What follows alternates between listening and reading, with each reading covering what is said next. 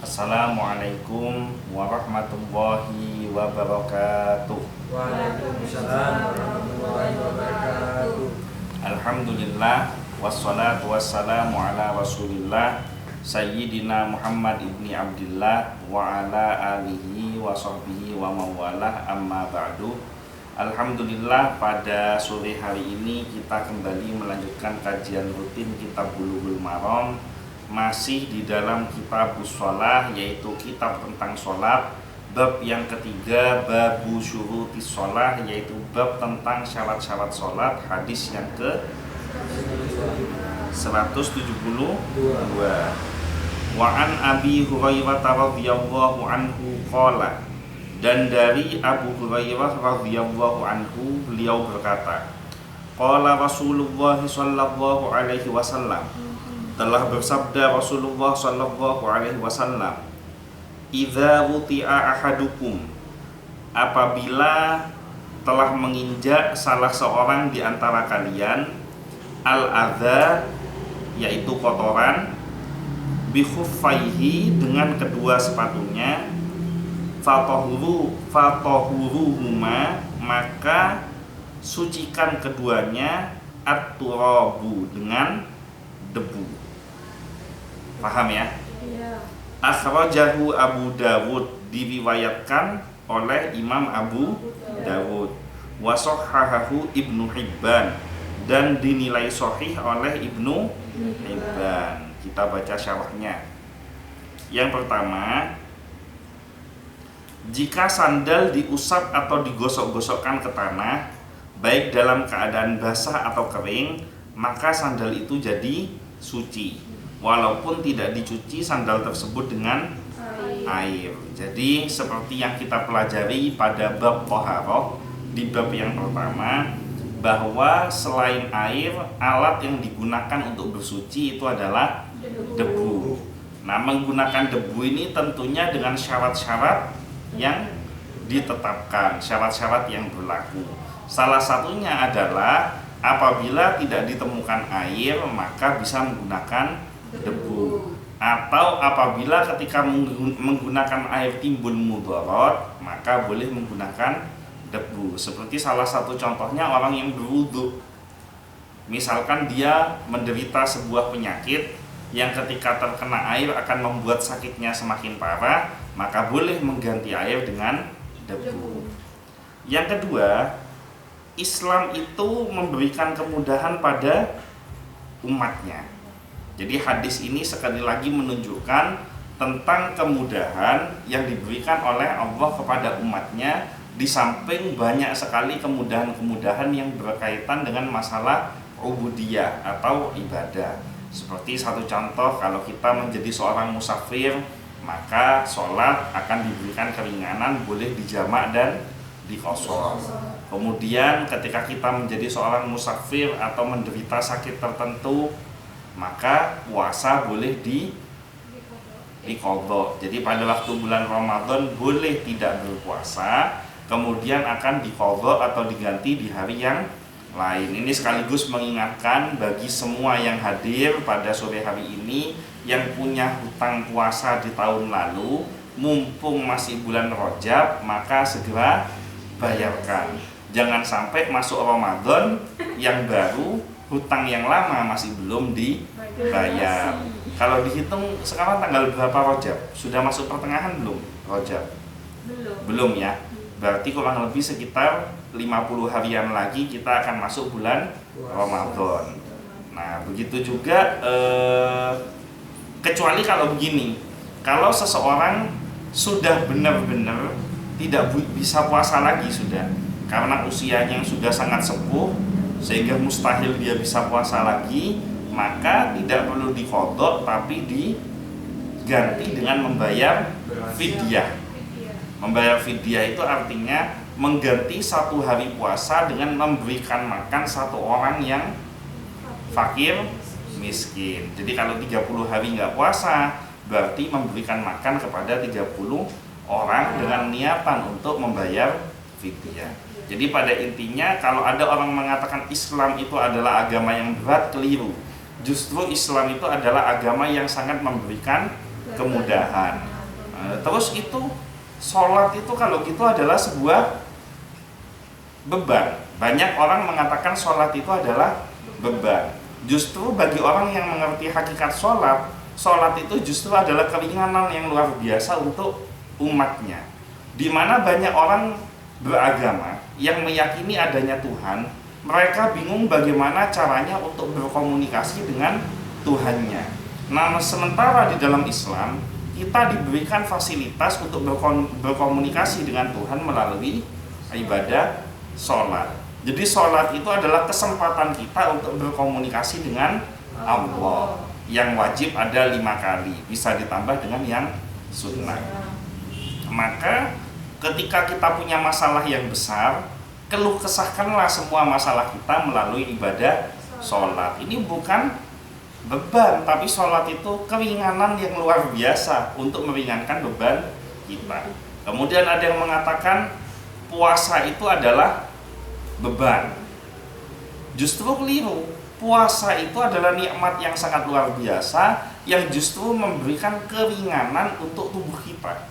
Yang mana tubuh kita selama 1 tahun penuh dihajar berbagai macam jenis makanan, sehingga akhirnya tubuh kita ini kolesterolnya banyak, asam uratnya banyak, gulanya banyak. Nah, barokahnya puasa, akhirnya pencernaannya jadi istirahat, maka bisa menyetabilkan kadar kolesterol, gula darah, dan asam urat di dalam tubuh. Makanya Rasulullah bersabda, sumu tasihhu, berpuasalah kalian maka akan sehat. Jadi kalau ada orang puasa kok tambah sakit, berarti ada yang keliru dalam cara berpuasanya. Kalau cara puasanya benar, pasti dia puasanya semakin menyehatkan. Yang ketiga, Islam juga mengajarkan kebersihan.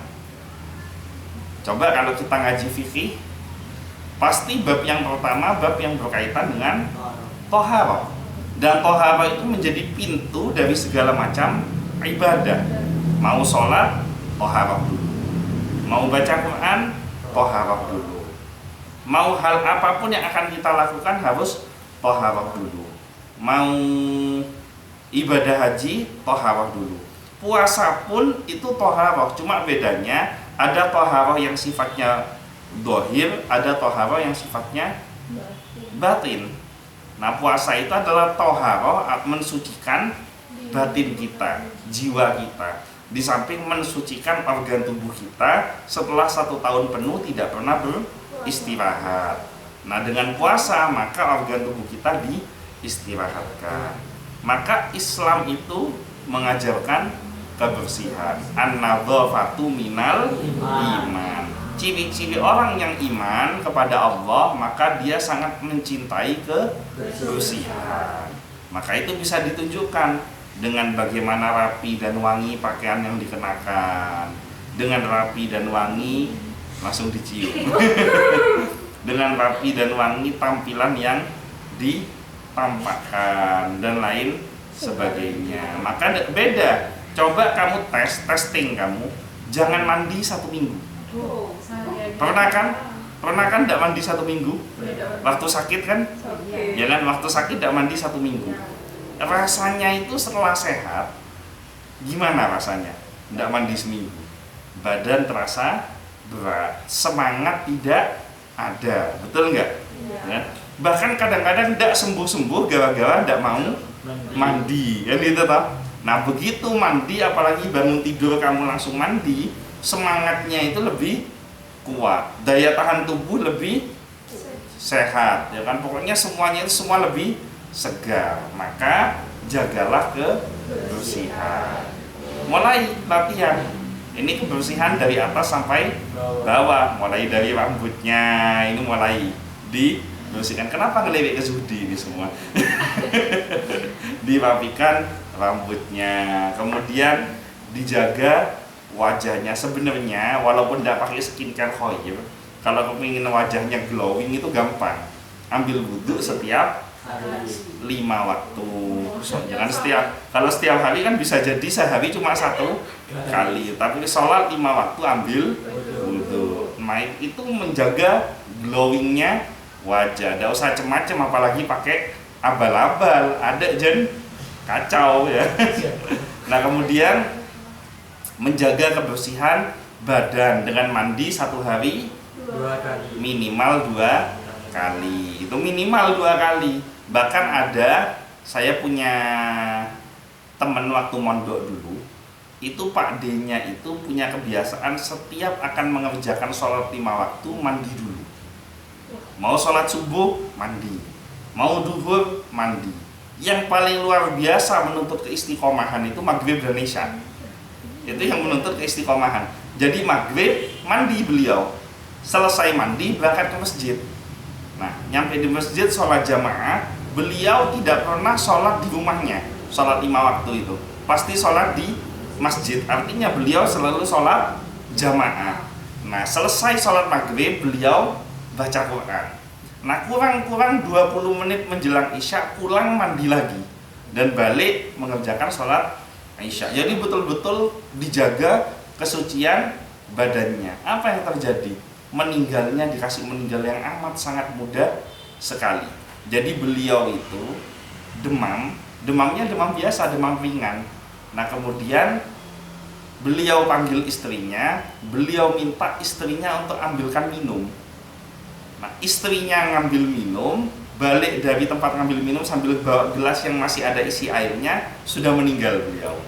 Jadi proses meninggalnya, sakaratul mautnya tidak terlihat dalam, kamu bayangin aja, dari kamar ngambil air balik lagi itu waktunya kan sangat singkat, dan itu beliau masih sempat nyuruh istrinya ngambil minum. Begitu istrinya masuk ke dalam kamar sudah wafat. Itu hanya sekian detik kan kalau kita tahu kan kadang ada sakaratul maut yang tidak mati-mati sampai mendeli sampai melet-melet, tidak mati-mati. Beliau mudah sekali wafatnya. Kenapa? Karena secara zahirnya suci, secara batinnya suci. Maka ayo, kajian ini bukan digunakan untuk menyindir seseorang, tapi kajian ini digunakan untuk memperbaiki setiap yang mengikuti kajian. Maka setiap mengikuti kajian supaya ilmu yang disampaikan ini menjadi ilmu yang manfaat, boleh gaul, boleh keren, tapi tolong dijaga kebersihannya. Karena Islam itu adalah agama yang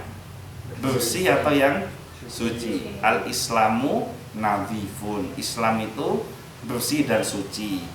Islam ini berasal dari Tuhan yang Maha Suci, yaitu Allah. Ya tidak salah sih dia bilang Esa, tidak salah. Cuma kita lagi bahas bab sucinya. Dan Islam itu berasal dari Tuhan yang Maha Suci. Wahyunya dibawa oleh makhluk yang suci, yaitu malaikat yang bernama malaikat Jibril. Diterima oleh manusia yang paling suci, yaitu Nabi Muhammad SAW. Dituangkan di dalam sebuah kitab yang suci, yaitu Al-Quran. Apa bedanya Al-Quran dengan bukan Al-Quran? Ada kertas biasa, kamu tidak punya wudhu, kamu dalam kondisi junub, kamu dalam kondisi kotor, boleh kamu pegang lembaran kertas itu, buku itu boleh dipegang. Tapi Al-Quran, ketika tertuliskan ayat Al-Quran di dalam kertas tersebut, maka wajib hukumnya kamu menjaga kesucian dalam rangka menghormati ayat Quran itu tadi. Jadi itu, tunjukkan jati dirimu sebagai seorang muslim dengan kebersihanmu. Hampir semua dai, hampir semua kiai, semua kiai, semua habaib yang betul-betul mengikuti ajaran Islam pasti pakaiannya bersih, orangnya wangi, pakaiannya rapi. Cari sudah, kasih saya contoh kiai yang benar-benar kiai, habaib yang benar-benar habaib, bukan kiai gadungan, bukan habaib gadungan, yang pakaiannya compang-camping dan menunjukkan bau yang tidak sedap. Semua kiai, saya kok noleh ke fotonya kiai, langsung mau ngetes ada nggak kiai compang-camping. Saya sering ke pengajian, saya sering ketemu dengan para habaib dan para kiai, saya sering nyabis salim kepada beliau, semuanya itu wangi, tidak ada yang bau, tidak ada yang apek. Semuanya menunjukkan, mulai dari kiai yang besar sampai kiai yang pesantrennya kecil, semuanya menunjukkan kerapian, kebersihan, dan kewangian. Maka ayo kita sebagai muslim yang sejati tunjukkan bahwa Islam itu adalah agama yang bersih, Islam itu adalah agama yang mengajarkan kebersihan, maka tunjukkan dengan jati diri kita yang bersih dan rapi. Sebenarnya masalah virus COVID ini ketinggalan zaman menurut saya. COVID itu ngajarin gimana supaya kita terhindar dari COVID. Salah satunya adalah cuci tangan yang rajin serta menjaga kebersihan. Betul enggak? Itu ketinggalan zaman itu. Kenapa? Islam sudah mengajarkan 1400 tahun yang lalu. Kita itu tidak cuma cuci tangan sehari 5 kali. Kita cuci muka, kita cuci kepala, kita cuci telinga kita cuci kaki kita, bahkan saat lubang-lubang hidungnya kita cuci, bahkan saat rongga mulutnya kita juga bersihkan. Kok baru sekarang diajarin suruh cuci tangan? Jadi umat Islam yang sholat 5 waktu dengan tepat, menjaga wudhunya, istiqomah dengan wudhunya, insya Allah akan terhindar dari COVID. Kalaupun kena COVID, minimal kenanya itu tidak parah. Kalau sampai mati ya husnul khotimah kan gitu. Karena kenapa? Karena menjaga kesucian zahir dan batinnya. Ada pertanyaan sampai di sini? Mudah-mudahan semuanya panjang umur, sehat, selamat, semua impian dan cita-citanya tercapai, dan mudah-mudahan semuanya mendapatkan syafaat dari Nabi Muhammad SAW. Al-Fatihah. Bismillahirrahmanirrahim. Alhamdulillahirabbil alamin, arrahmanirrahim, maliki yaumiddin. Iyyaka na'budu wa iyyaka nasta'in, ihdinas siratal mustaqim, siratal ladzina an'amta 'alaihim ghairil maghdubi 'alaihim waladdallin. Sekian dari saya, kurang lebihnya mohon maaf. Wallahul muwaffiq ila aqwamit thoriq, wabillahi taufiq wal hidayah. Wassalamualaikum warahmatullahi wabarakatuh. Waalaikumsalam.